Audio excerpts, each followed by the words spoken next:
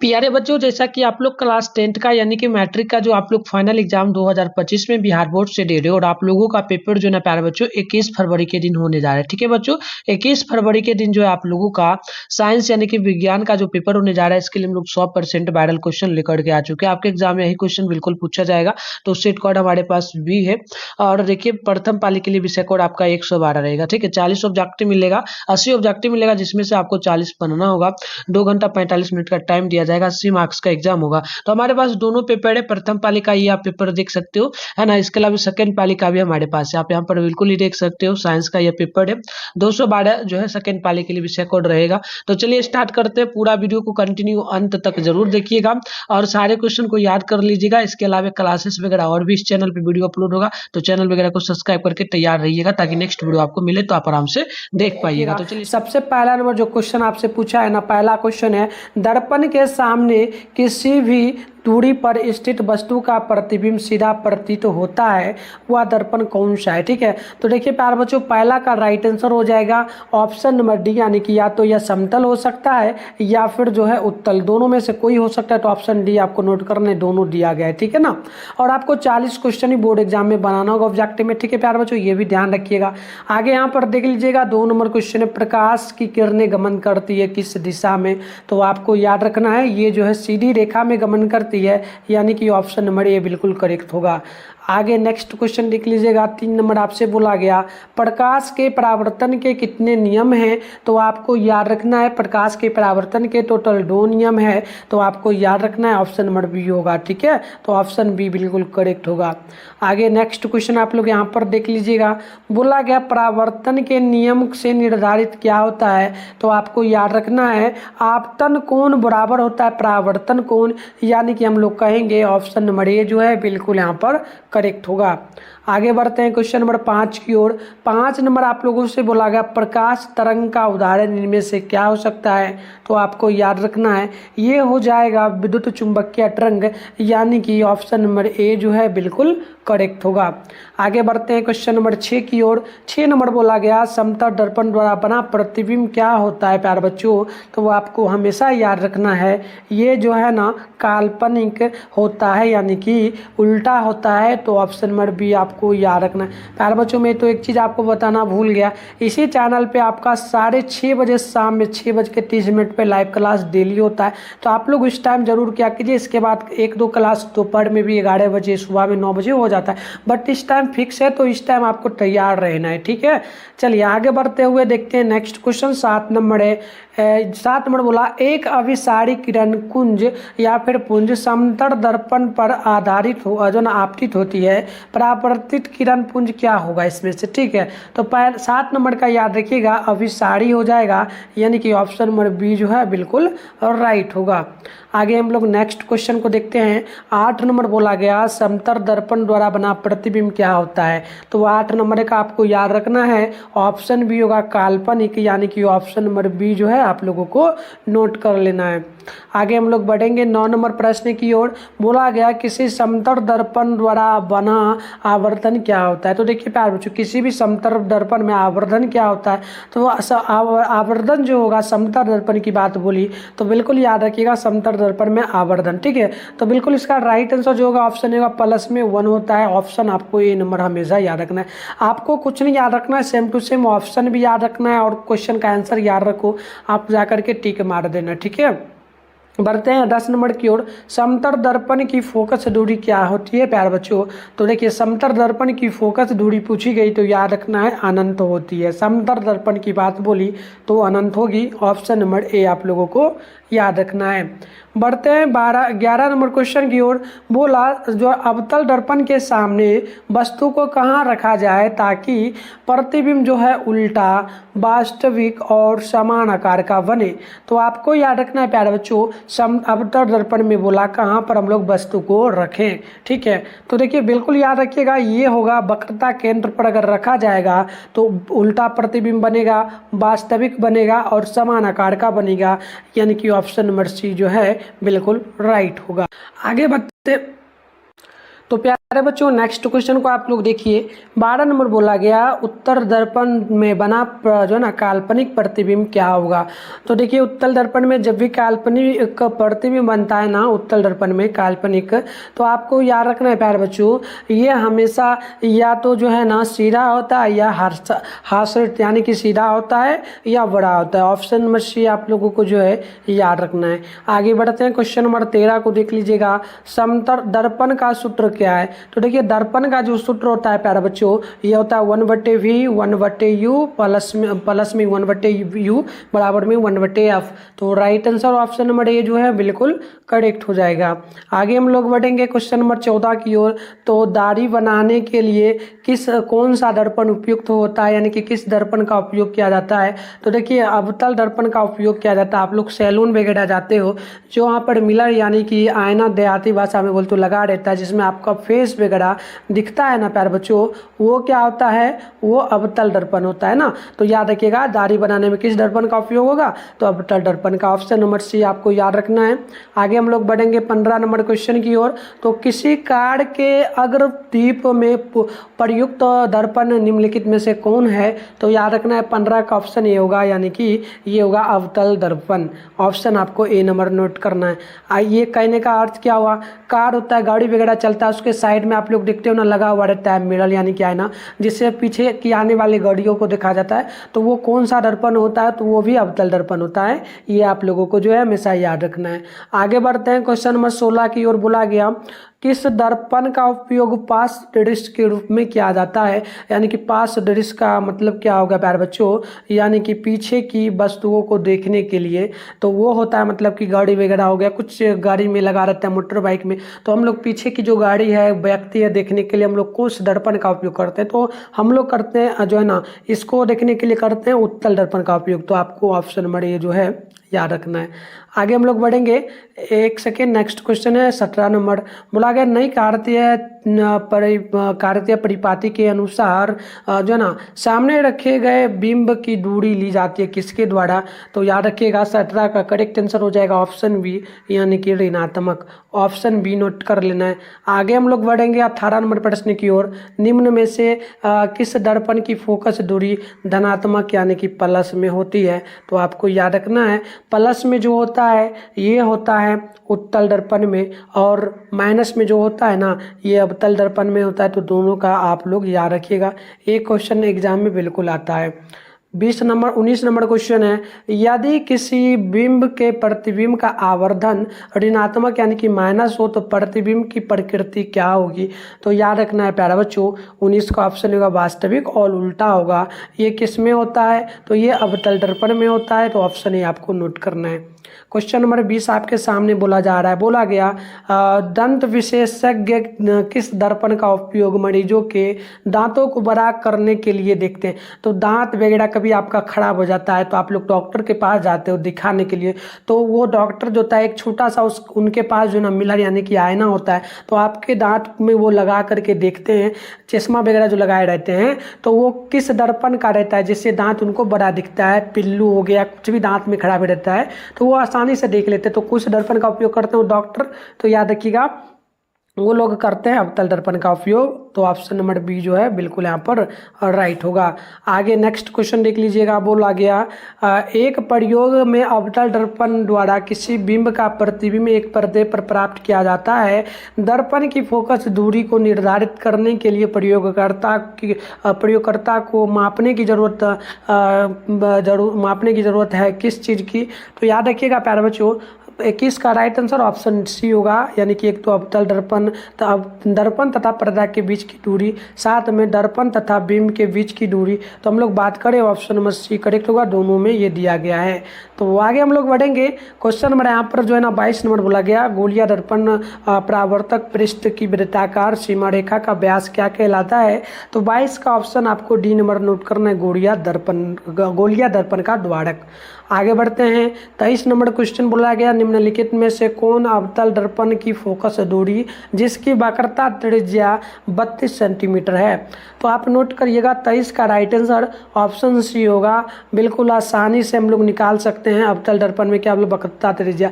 वक्रता त्रिज्या निकालने के लिए जितना सेंटीमीटर में क्वेश्चन में दिया उसको लेना है और वक्रता त्रिज्या त्रिज्या यानी कि आधा हो जाता है 2 बटे में करके काट दोगे तो ये आधा निकल जाएगा 16। प्लस में है तो प्लस में देंगे, ऑप्शन नंबर सी करेक्ट होगा। आगे बढ़ते हैं। क्वेश्चन नंबर यहाँ पर बोला गया आपसे जो है 24 नंबर, हजामत के लिए किस दर्पण का उपयोग होता है। यानी कि हजामत का मतलब दाढ़ी वगैरह बनाने के लिए किस दर्पण का हम लोग उपयोग करते हैं। ठीक है, तो बिल्कुल याद रखिएगा ऑप्शन ए होगा, अवतल दर्पण का उपयोग हम लोग करते हैं, ऑप्शन ए होगा। क्वेश्चन नंबर 25 है कि काल्पनिक प्रतिबिंब किस में होता है। तो वही 25 का ऑप्शन आपको ए नंबर नोट करना है, सीधा होता है, ऑप्शन ए नोट कर लेना है, याद करते चलना है, बोर्ड एग्जाम में बिल्कुल आएगा। 26 नंबर की गोलियां दर्पण के फोकसांतर एवं वक्रता त्रिज्या के बीच में क्या संबंध है। तो आपको याद रखना है 26 का ऑप्शन ए होगा, R बराबर 2/F, यानी कि ऑप्शन नंबर ए बिल्कुल करेक्ट होगा। आगे हम लोग बढ़ेंगे। 27 नंबर क्वेश्चन है, किसी बिंब का अवतल दर्पण द्वारा बना प्रतिबिंब सीधा एक तो आभासी सीधा तथा बड़ा हो पाया गया, परंतु कहाँ स्थित होनी चाहिए वो। तो बिल्कुल याद रखिएगा 27 का ऑप्शन डी होगा, दर्पण के ध्रुव तथा मुख्य फोकस के बीच, ऑप्शन डी नोट कर लीजिए। 28 नंबर क्वेश्चन बोला गया, किस दर्पण में दूर की वस्तु का प्रतिबिंब सदैव सीधा होता है। तो 28 का ऑप्शन डी नोट करिएगा, या तो समतल में या तो अवतल में, ऑप्शन डी आपको नोट करना है। आगे क्वेश्चन नंबर बोला गया आपसे 29 नंबर की, बताइए अवतल दर्पण की फोकस दूरी क्या होती है। तो अवतल दर्पण में मैंने अभी बताया था आपको, ये ऋणात्मक में होती है, माइनस में, तो ऑप्शन नंबर डी होगा, सी बी हो जाएगा 29 का। तो ऑप्शन बी आप लोगों को जो है नोट कर लेना है। आगे हम लोग बढ़ेंगे 30 नंबर की ओर। ये बोला किस दर्पण में से हमेशा वस्तु से छोटा प्रतिबिंब बनता है। कौन सा दर्पण है जिसमें वस्तु बड़ा है और प्रतिबिंब इससे भी छोटा बना। तो ये जो दर्पण होता है आपको याद रखना है उत्तल दर्पण, ऑप्शन ए बिल्कुल करेक्ट। आगे हम लोग बात करें तो 31 है कि किसी दर्पण की फोकस दूरी चिन्ह परिपाटी के अनुसार ऋणात्मक मानी जाती है किसमें। तो आप याद रखिएगा 31 नंबर का बिल्कुल करेक्ट आंसर भी होगा अवतल दर्पण में। आगे बढ़ेंगे।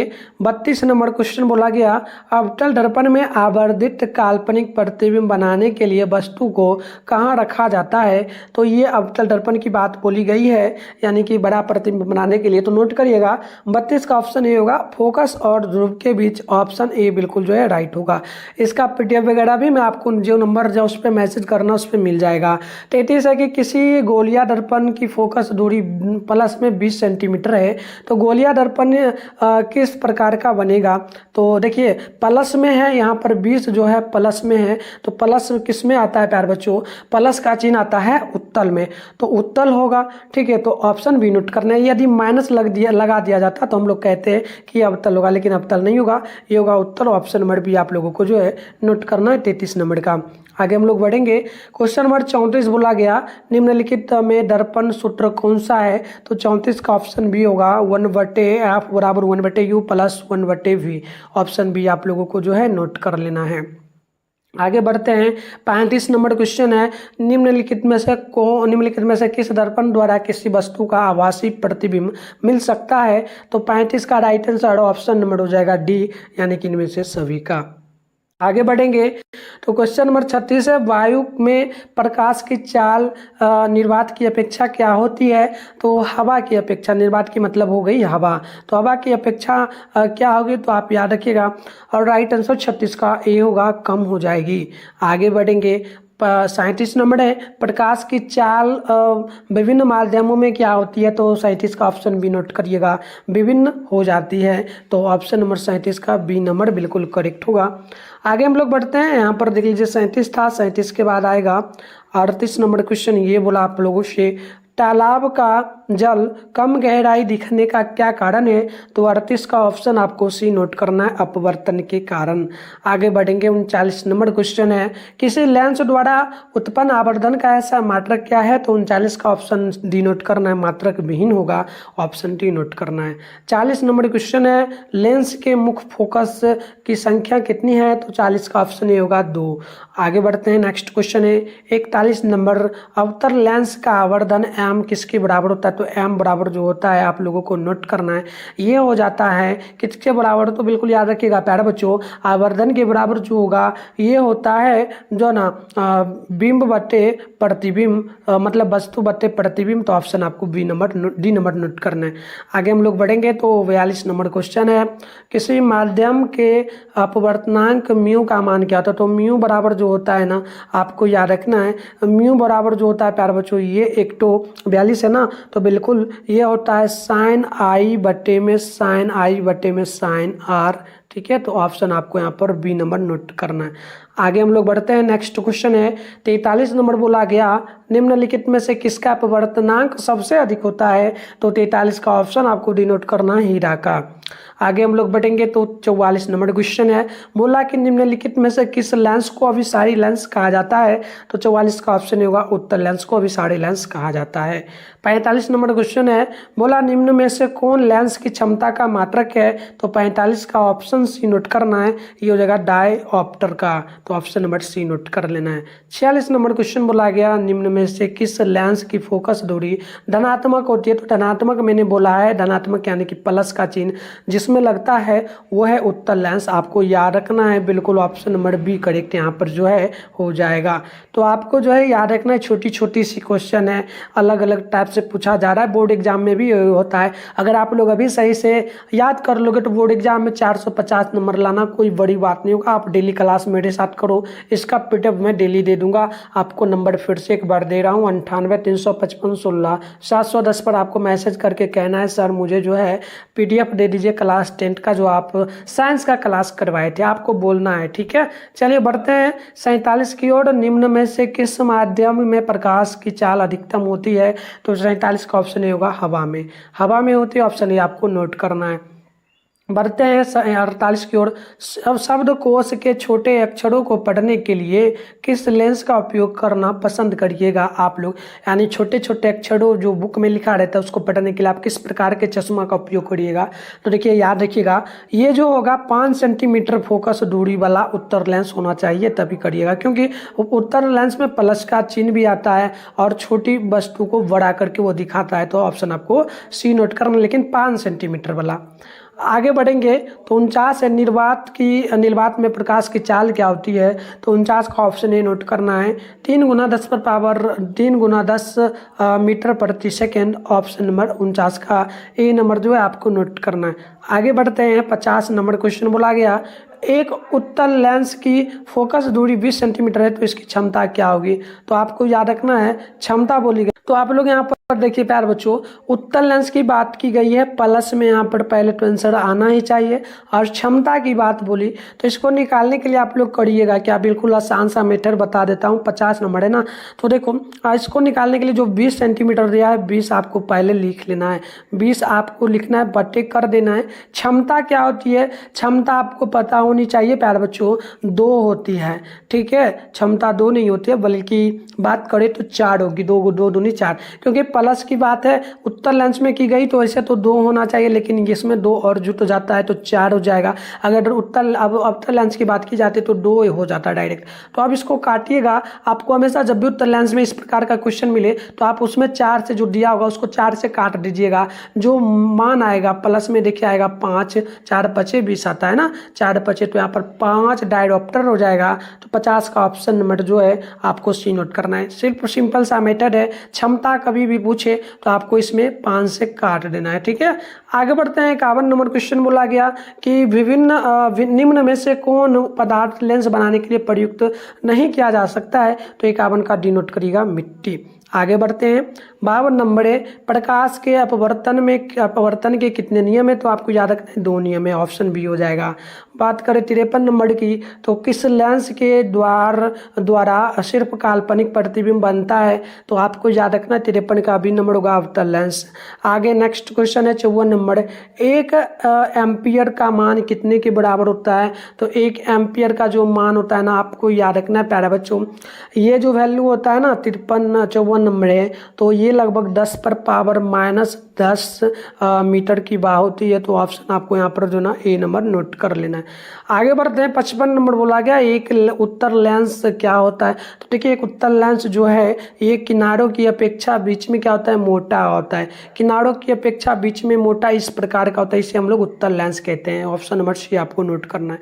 आगे हम लोग बढ़ेंगे तो 56 नंबर है, बोला किसी बिंब का वास्तविक प्रतिबिंब समान आकार का प्राप्त करने के लिए बिंब को जो है उत्तर लेंस के सामने कहाँ पर रखा जाता है। तो 56 का याद रखना है, ऑप्शन बी होगा वक्रता केंद्र पर। ऑप्शन बी नोट कर लेना है। 57 नंबर क्वेश्चन बोला गया कि उत्तर लेंस द्वारा आवर्धित प्रतिबिंब तब बनता है जब वस्तु कहाँ पर रहेगी। तो 57 का नोट करना है, ऑप्शन बी होगा, ये होगा फोकस और लेंस के बीच में। ऑप्शन नंबर बी आपको नोट कर लेना है। 58 नंबर क्वेश्चन की बात करें तो निम्नलिखित में से किसी वस्तु का वास्तविक प्रतिबिंब कौन बना सकता है। तो 58 की ऑप्शन बी नोट करिएगा, उत्तर लेंस बना सकता है। ऑप्शन नंबर बी होगा, क्योंकि वास्तविक प्रतिबिंब उत्तर लेंस में ही बनता है, समतल में भी बनता है, लेकिन यहाँ पर समतल कहीं नहीं दिया है तो उत्तर लिया, तो उत्तर लेंस से हम लोग नोट करेंगे। आगे बढ़ेंगे, 59 नंबर क्वेश्चन है, बोला गया कि किसी बिंदु वस्तु से निकल करके किरण लेंस से आपतित होकर के जिस बिंदु पर मिलेगी उसे क्या कहेंगे। तो 59 का ऑप्शन सी नोट करिएगा, फोकस हम लोग इसे कहेंगे। आगे बढ़ते हैं, 60 नंबर क्वेश्चन है, फोटोग्राफी कैमरा का अभिदृश्य क्या होता है। मतलब जो फोटो जो कैमरा वगैरह है, मोबाइल का हो या फिर जो कैमरा होता है उसका जो लेंस होता है वो किस प्रकार का होता है, किसका बना रहता है, अवतल का, उत्तल का, या फिर अवतल दर्पण लेंस मतलब किसका रहता है। तो आपको याद रखना है, सिंपल सा मैटर। 60 का ऑप्शन नंबर जो है ना हो जाएगा सी नंबर, यानी कि ये उत्तल लेंस का बना रहता है, क्योंकि उत्तल लेंस में क्या है, छोटी सी वस्तु को बड़ा दिखा देता है। ऑप्शन सी आपको नोट कर लेना है। आगे हम लोग बढ़ेंगे, 61 नंबर क्वेश्चन बोला गया कि किसी गोलिया दर्पण तथा किसी पतली गोलिया दर्पण गोलिया लेंस दोनों की फोकस दूरियां 15 सेंटीमीटर, तो दर्पण तथा लेंस संभवतः किस प्रकार का बनेगा। तो देखिए यहाँ पर प्लस में दिया जा रहा है 15 सेंटीमीटर, प्लस में ही 15 है ना, तो आपको नोट क्या करना है, पहले तो माइंड में आपको आना चाहिए यह तो उत्तल हो सकता है, उत्तल में ही प्लस की बात की जाती है। पहला पॉइंट तो आपको ये माइंड में आना चाहिए, ठीक है। दोनों अवतल, तो देखिए दोनों अवतल फोकस दूरियां, तो यहाँ पर देखिए 61 नंबर है ना, तो 61 का सी नंबर मुझे जचाना है। आप लोग कमेंट कर देना तो इसका क्या करेक्ट आंसर होगा, प्रॉपर मुझे याद नहीं, बट यही आंसर होगा, बट आप लोग कमेंट करना मेरे को, ठीक है। कुछ क्वेश्चन, हाँ एक सेकंड, पतले गोलियां बोला गया, पतला किस में होता है, पतला तो उत्तल में ही, अवतल में ही होता है ना, तो डायरेक्ट आपके माइंड में आना चाहिए, ये सही होगा, ऑप्शन बी सी नंबर हो जाएगा। थोड़ा बहुत क्वेश्चन देखोगे समझ में आ जाएगा आपको। चलो एक बार से, प्रकाश का चाल न्यूनतम किस में होता है। तो न्यूनतम जो होता है ना ये होता है कांच में। ऑप्शन डी नोट कर लेना है।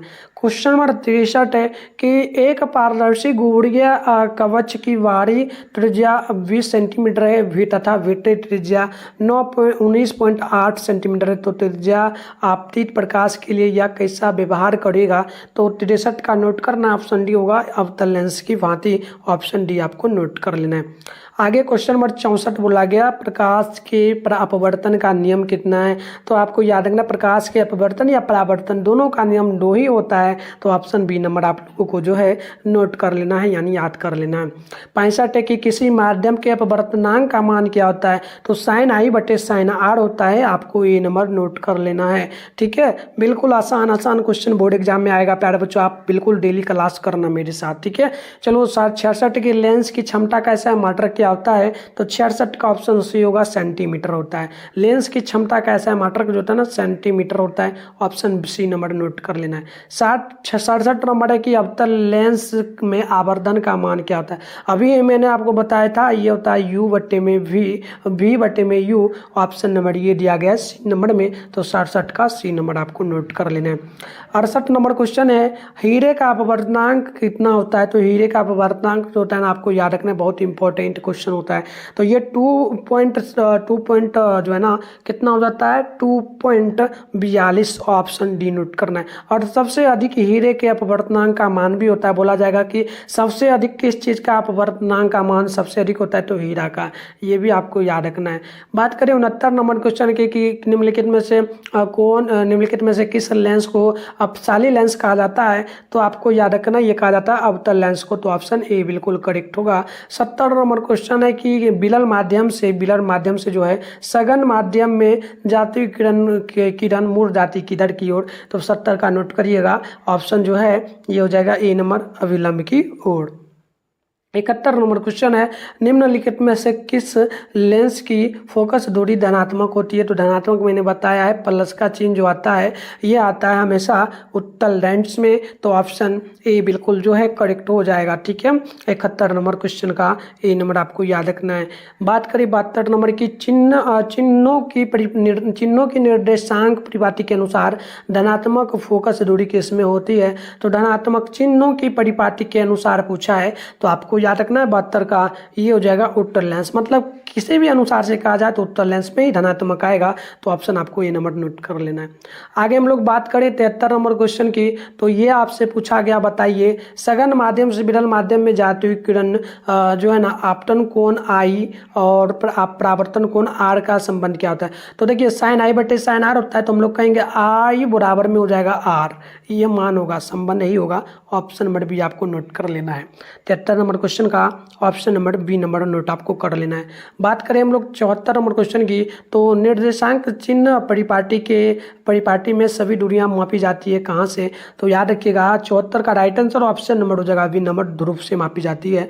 ये है आपको देख लीजिएगा, एक है आपका कौन सा, तो ये है जो है ना यहाँ पर एक आपका गोलिया दर्पण है, ठीक है, तो यहाँ पर देखिएगा ध्रुव आपका बीच में होता है, इसके अनुसार ही दूरियां यहाँ से मापी जाती है, इस प्रकार से चारों कोण माप लिया जाता है। आगे हम लोग बढ़ेंगे 75 नंबर क्वेश्चन है मानव नेत्र के लिए दृष्टि का अस्थायित्व मान क्या होता है, तो 75 का राइट आंसर ऑप्शन बी होगा 1/16 second, 1/16 second, option number B आपको नोट कर लेना है। आगे हम लोग बात करें 76 नंबर क्वेश्चन की, बोला गया किसी वस्तु का प्रतिबिंब कहाँ बनता है, वह कहाँ पर बनेगा, ठीक है, तो याद रखिएगा किसी भी प्रतिबिंब का जो है ना किसी भी वस्तु का प्रतिबिंब जब बनता है तो आँख की बात की गई है, आँख के अंदर में जो बनती है ये बनती है रेटिना पर, तो ऑप्शन भी आपको नोट कर लेना है, मतलब याद कर लेना है। 77 नंबर क्वेश्चन है नेत्र में प्रवेश करने वाली प्रकाश किरणें का अधिकांश अपवर्तन क्या होता है, तो याद रखिएगा ये होता है कॉर्निया के बाहरी पृष्ठ पर, तो ऑप्शन सी करेक्ट होगा। बात करें 78 नंबर क्वेश्चन की, तो पुतली के साइज को कौन नियंत्रित करता है, तो 78 का ऑप्शन भी होगा परिताड़िका, ऑप्शन नंबर बी आपको नोट कर लेना है।